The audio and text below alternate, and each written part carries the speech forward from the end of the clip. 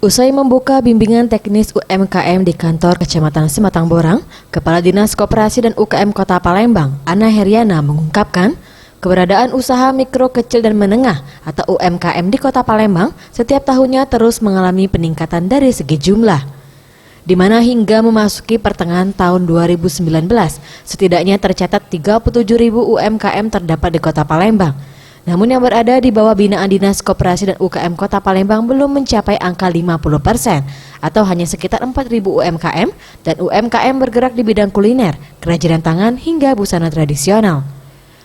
Masih rendahnya jumlah UMKM yang dibina Dinas Koperasi dan UKM Kota Palembang ini disebabkan sebagian besar UMKM di Palembang tidak terlalu aktif akibat kekurangan SDM yang memiliki kemampuan di dalam UMKM yang digeluti.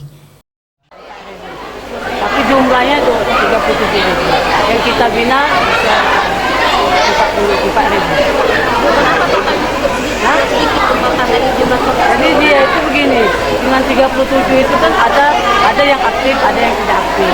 Nah yang dibina itu yang aktif. Tim Liputan Sriwijaya TV.